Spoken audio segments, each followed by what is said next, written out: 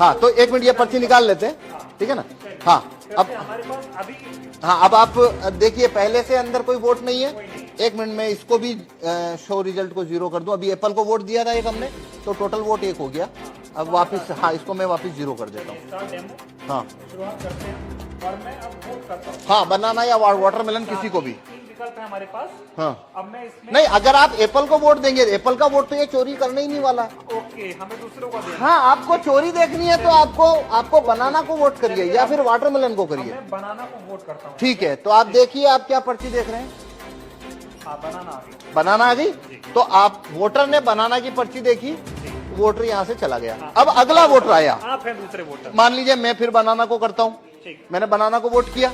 अब देखिए मैंने क्या देखा, बनाना, तो मैं भी खुश हो गया। खुश हो गया मतलब सेटिस्फाई हो गया, मैं चला गया।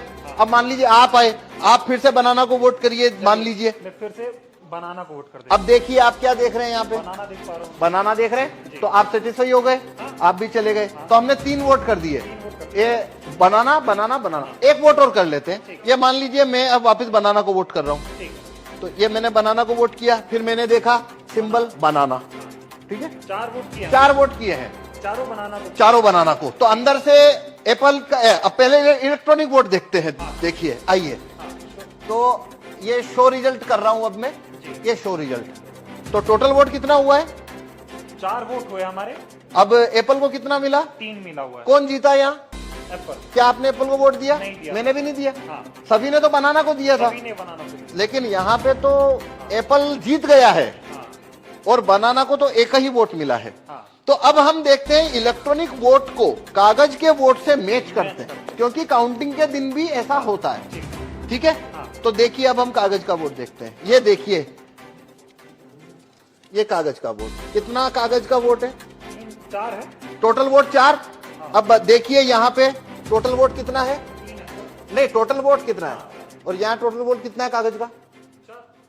एप्पल का कितना वोट है, यहाँ एप्पल का कितना है, और यहाँ बनाना का कितना है, ये बनाना का ही। तो आप ने बनाना को तो दिया। आप 100% वीवीपैट की पर्चियों की काउंटिंग करिए। ये लो काउंटिंग कितने की करनी है, कर लो काउंटिंग। क्या आपकी चोरी पकड़ में आई। नहीं है अभी, लेकिन मांग ये हो रही है, जो विपक्ष के जो इंडिया गठबंधन के तमाम नेता हैं वो ये कह रहे हैं कि वीवीपैट की पर्चियों की 100% मिलान होनी चाहिए मशीन की। आप बताइए होनी चाहिए क्या, नहीं, क्या इस मतलब आप दिखा रहे, इसमें से तो आप साबित ही नहीं कर पाएंगे कि ऐसा गलत हुआ। भाई ये मैं ना खोलूं। हाँ। तो यहाँ पे तो ये होने के बाद में जो बनाना का कैंडिडेट है वो वोटर को बोलेगा भाई तुमने तो मेरे को वोट ही नहीं दिया। वोटर बोलेंगे हमने तो बराबर वोट दिया, पर्ची छपी हुई देखी। सवाल और है, अभी हम जब वोट डाल रहे थे तो यहाँ पे पर्ची ये एक ही दिख रही, हाँ वही पर्ची बार बार कटनी चाहिए पर्ची, जो कि कटती पर नहीं, ऐसे वो होनी चाहिए। हाँ पर उसको वोट फुल कट करेगा नहीं, क्योंकि उसको वोट जब चोरी करना है तो वो नहीं करेगा।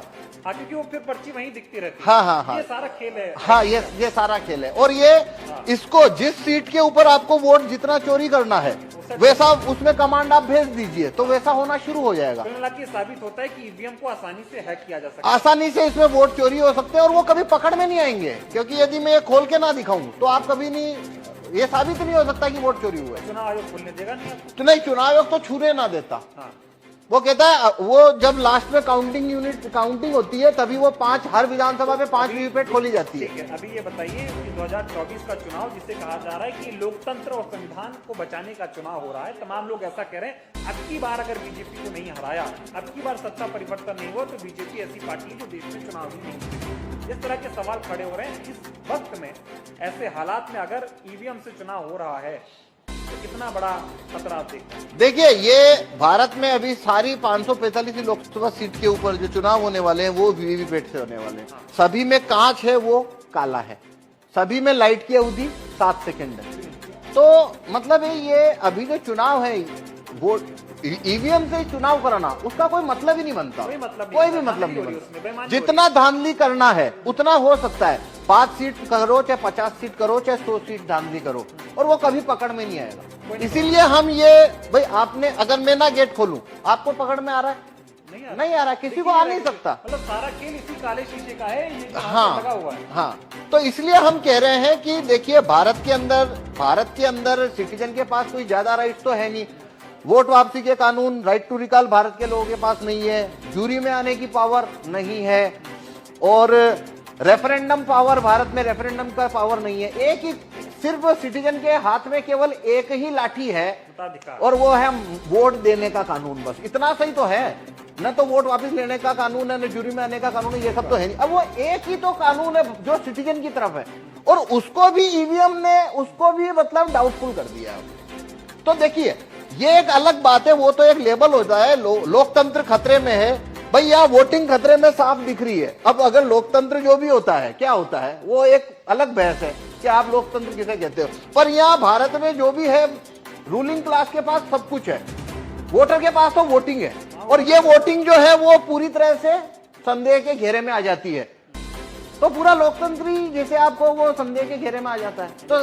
तो मेरे से आप पूछो तो 2024 की में जितनी भी पार्टियां, रिकॉग्नाइज पार्टियां जो कि चुनाव लड़ रही है, या वो उन्होंने ये मुद्दा ही गलत उठाया कि भाई 2024 के बाद में यहाँ पे चुनाव ही नहीं होंगे। भाई अभी कहाँ हो रहे हैं?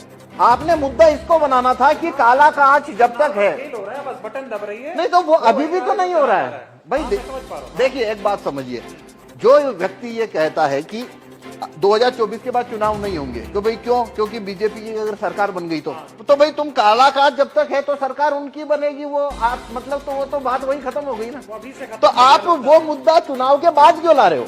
आप चुनाव में ये मुद्दा रखो ना पहले कि भाई जब तक ये कांच काला है, हमको आप बैलेट पेपर रखवाइए। और रिकॉग्नाइज पार्टी अगर इस मामले को उठाए तो अभी भी इतना वक्त है कि ये